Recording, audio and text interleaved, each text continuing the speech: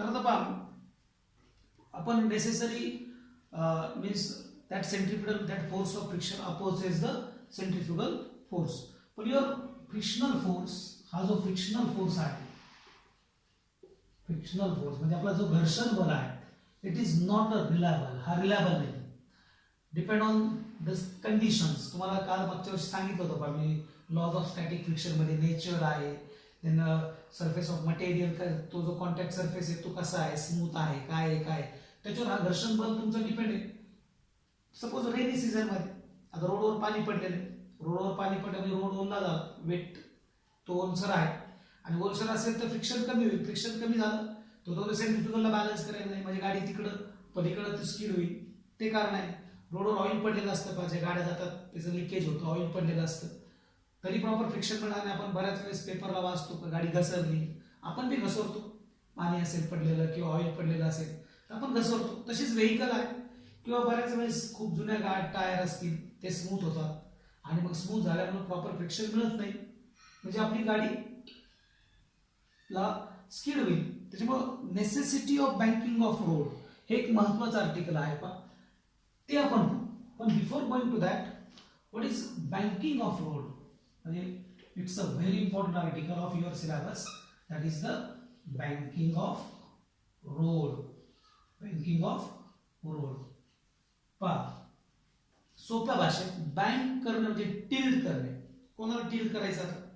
आता रोड जो आहे हे लक्ष द्या पहा, जिथं हायवेज असतील तिथं तुम्हाला रोड बँक करावाच लागेल. जिथं व्हेकल खूप फास्ट स्पीडने जातात, टर्न घेतात, तिथं तुम्हाला बँक करावंच लागेल. अदरवाईज तुमच्या ऍक्सिडेंट्सचं प्रमाण वाढेल. तो banking is very important. That angle of banking खूप महत्वाचं आहे.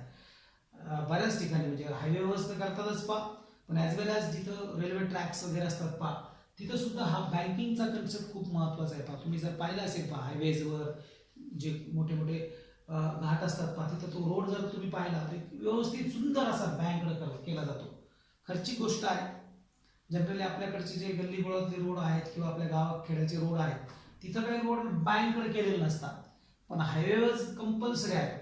तर काय गोष्ट आहे पहा, व्हॉट इज बँकिंग. आता पहा सपोज हा हॉरिझॉन्टल रोड आहे. आता याचे रोडचं जर एज पाहिलं, suppose this is outer age, this one is outer age, याला आउटर एज म्हणू, दिस वन इज इनर एज. तर काय करायचं पहा, फक्त थोडा रोड तो पर्टिक्युलर अँगल मध्ये असा टिल्ट करायचा पहा. टिल्ट म्हणजे रोड काय करायचं, थोडासा टिल्ट करायचं. लक्ष द्या पहा, जो हॉरिझॉन्टल सरफेस आहे बघा, तो थोडा असा टिल्ट केला म्हणजे the process of raising the outer edge. The process of raising, you know meaning of raise means असं थोडं उचलणे, थोडी टिल्ट करणे. The process of raising the outer edge over the inner edge through a certain angle. लक्ष द्या पहा, तुम्हाला मी diagram मध्ये दाखवतो पहा. जर पाहिलं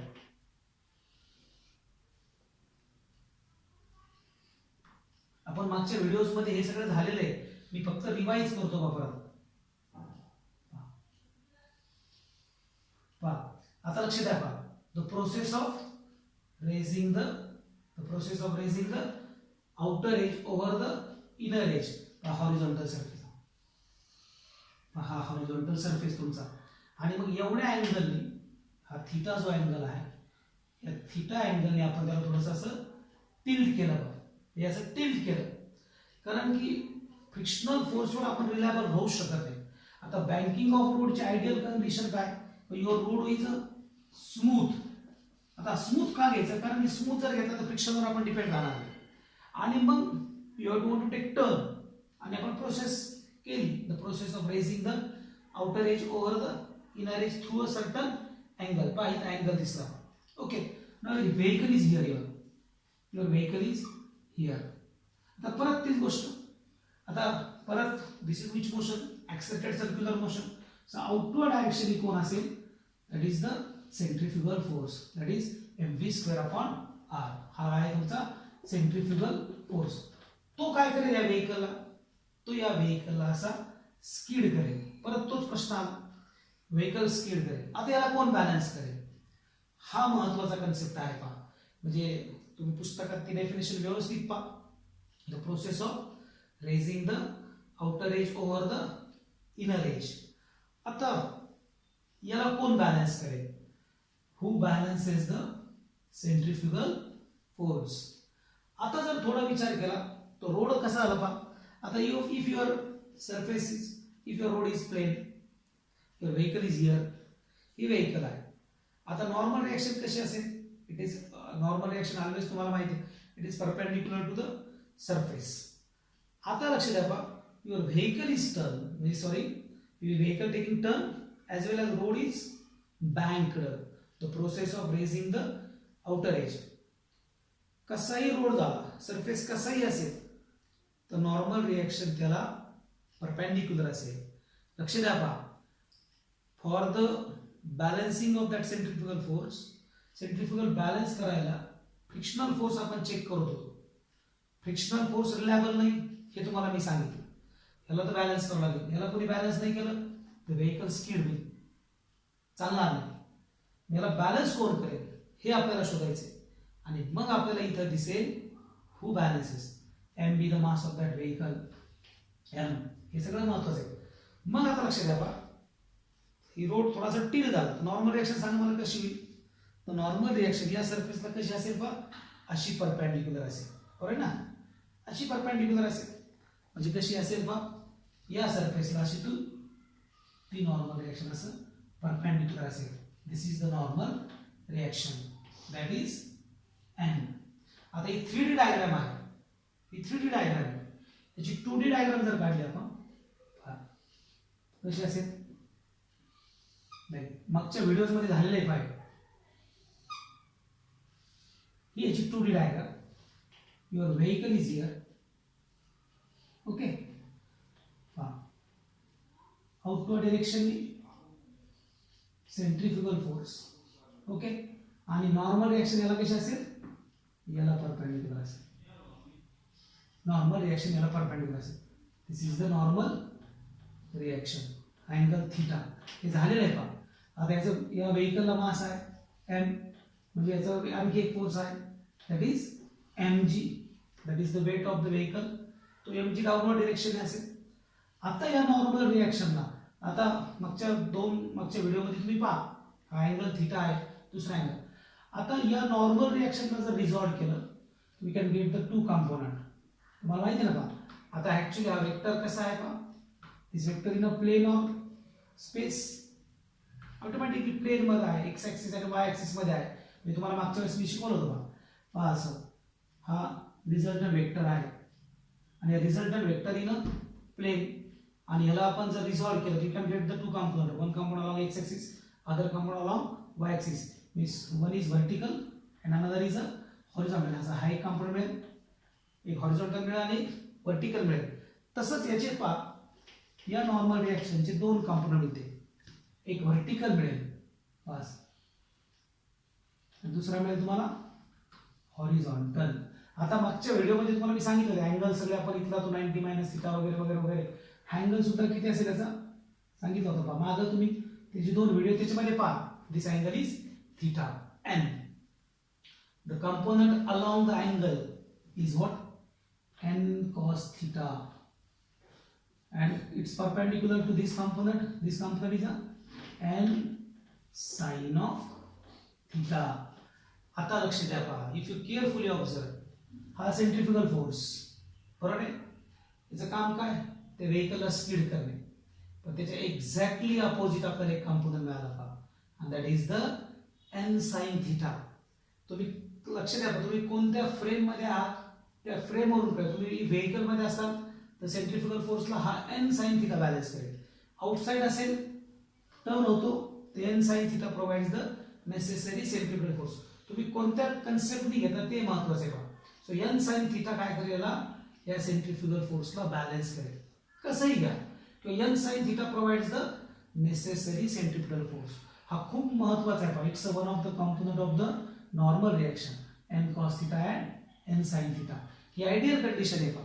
आता आपण आफ्टर दिस आर्टिकल आपण जे एक्झॅक्टली मॅथमॅटिकल मोठं एक्सप्रेशन आहे तुमचं, त्याच्यामध्ये आपण विथ फ्रिक्शन आणि विथ नॉर्मल रिएक्शन आपण रोडचे मॅक्झिमम स्पीडचे एक्सप्रेशन पाहणार आहोत पहा. आता ही डायग्राम जर तुम्ही केअरफुली ऑब्झर्व केली तर तुम्हाला काही एक्सप्रेशन्स मिळतील आणि त्या एक्सप्रेशन्स वरून तुम्हाला काय सांगता येईल पहा सांगा बरं मला आता काय n cos थीटा कोणी बॅलन्स केलं mg so n cos theta is equal to mg and n sin theta provides the necessary centripetal force or it balances the centrifugal force. So n sin theta is equal to mv square upon r. Suppose this is equation number 1. Expression number 2 divide 2 by 1. काय मिळेल आपल्याला sin theta upon cos theta get cancel. That is tan of theta is equal to v square upon rg. Tan of theta is equal to काय v square upon rg and then v square is equal to rg tan theta and then v is equal to root of rg tan theta, root of rg tan theta, and this is the maximum or optimum speed on a banked curve. लक्ष द्या पहा if you carefully observe या expression मध्ये कुठेही तुम्हाला coefficient of friction दिसत नाही. So we are not reliable, we are not depend on the friction. आपण फ्रिक्शन वर डिपेंड नाही. मॅक्सिमम स्पीडचं एक्सप्रेशन काय मिळेल तुम्हाला rg tan theta. Putting the all values you can get the maximum speed on a banked curve. अँगलचा concept तुम्हाला मी मागच्या व्हिडिओमध्ये सांगितलेला आहे. तो कसा थीटा आलाय ते सगळे आपण त्याचे अँगल्स वगैरे अपोजिट अँगल अल्टरनेट अँगल वगैरे पाहून हा अँगल तुम्हाला मी सांगितलेला आहे का. आणि with the help of this expression म्हणजे v स्क्वेअर याच्यावर आपल्याला थीटा इज इक्वल टू काय मिळेल theta is equal to tan inverse v square upon rg. लक्ष द्या v square upon rg. What is this? This is the angle of banking. Where is that angle of banking? The angle between horizontal surface with the surface of road. The angle between the horizontal surface with the surface of road is called as the angle of banking. So theta is equal to काय मिळालं तुम्हाला tan inverse v square upon rg. खूप महत्त्वाचे expression आहे पहा हे v max is equal to under root rg tan theta. then theta is equal to tan inverse v square upon rg. तुम्हाला याच्यावर सगळे प्रॉब्लेम्स तुमचे सगळे एमसीक्यू नंतर तुमचे बोर्डचे एक्झामचे प्रॉब्लेम्स वगैरे सगळे तुम्हाला या फॉर्म्युल्यावर आहे. कन्सेप्ट व्यवस्थित पहा. आता दुसरा प्रश्न निर्माण झाला आहे. कोणता प्रश्न निर्माण असेल हा जर स्पीड वाढली if this v max if this v max is greater than of under root of rg tan theta or v less than under root rg tan theta. Centrifugal force काय आहे? What is centrifugal force?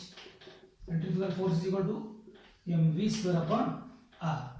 What is v? rg tan theta. If v increase and v decrease महत्वाचं आहे. आपण bank break केलंय. हे expression खूप महत्वाचं आहे पहा जे v is equal to under root rg tan theta. एक पर्टिक्युलर रेडियस त्या कर्वची जी ची व्हॅल्यू तुम्हाला माहिती आहे तो पर्टिक्युलर अँगल ऑफ बँकिंग या सगळ्या व्हॅल्यू टाकल्या तर तुमची गाडी एक पर्टिक्युलर अँगलनी टर्न घेईल. पडणार नाही, स्किड होणार नाही, ती खाली बी येणार नाही म्हणजे इनवर्ट बी येणार नाही, आउटवर्ड बी जाणार नाही. किंवा पर्टिक्युलर रेडियस असेल, पर्टिक्युलर अँगल असेल, एक पर्टिक्युलर स्पीड असेल. सपोज तो स्पीड आहे 60 किलोमीटर पर आवर. ह्याच्याने गाडी स्किड होणार नाही, आउटवर्ड डायरेक्शन जाणार नाही किंवा अशी इनवर्ट बी येणार नाही. पण असं होतं का? होत नाही जनरली. आता कार रेस असेल, मोटरसायकल रेस असेल किंवा हायवेज असतील, स्पीड वाढेल, व्ही वाढला सेंट्रिफ्युगल फोर्स वाढेल. सेंट्रिफ्युगल फोर्स वाढला तर व्हेकल बाहेर जाईल. व्ही कमी झाला कधी कधी, व्ही स्पीड कमी केला खूप कारण थोडासा टिल्ट आहे. आता टिल्ट असल्यामुळं टिल्ट आहे मध्ये अशी व्हेकल टिल्ट आहे, खूप कमी स्पीड झाला, व्ही कमी झाला, सेंट्रिफ्युगल फोर्स कमी होईल. सेंट्रिफ्युगल फोर्स कमी झाला आणि फोर्स ऑफ फ्रिक्शन जात आला. हा एन साइन थीटा हा कंपोनंट असं होणार नाही, त्याचं काम बॅलन्स करण्याचं. व्हेकल आतमध्ये मग if V is increase and V is decrease, मग हू बॅलन्सेस, कोण बॅलन्स करेल? स्पीड वाढला किंवा स्पीड कमी केला तर कोण बॅलन्स करेल? तो नेक्स्ट पॉइंट, नेक्स्ट आर्टिकल मध्ये आपण बँकिंग ऑफ रोड मध्येच कधी आपण नॉर्मल रिॲक्शनने बॅलन्स करू त्या सेंट्रिफ्युगल फोर्सला, आणि कधी आपण फोर्स ऑफ फ्रिक्शनने बॅलन्स करू सेंट्रिफ्युगल फोर्सला. सो जो मेन कन्सेप्ट आहे तुमचा, with the help of normal reaction, म्हणजे आपण एकावर डिपेंडेंट त्या curve turning of vehicle on horizontal कर्ववर आपण फक्त फोर्स ऑफ फ्रिक्शनवर डिपेंडेंट, स्मूथ रोडवर आपण नॉर्मल रिॲक्शनवर आहे. बरं नाही पहा, पण स्पीड वाढला स्पीड कमी झाला तर मग काय करायचं? ते काय करायचं ते आपण पुढच्या लेक्चरमध्ये बघायचं. पुढचा जो पार्ट आहे तिसरा, बँकिंग ऑफ रोडमध्येच the answer of this questions we increase आणि we decrease with the help of normal reaction and with the help of friction. या लेक्चरला आपण तिसऱ्या पार्टमध्ये कंटिन्यू करू.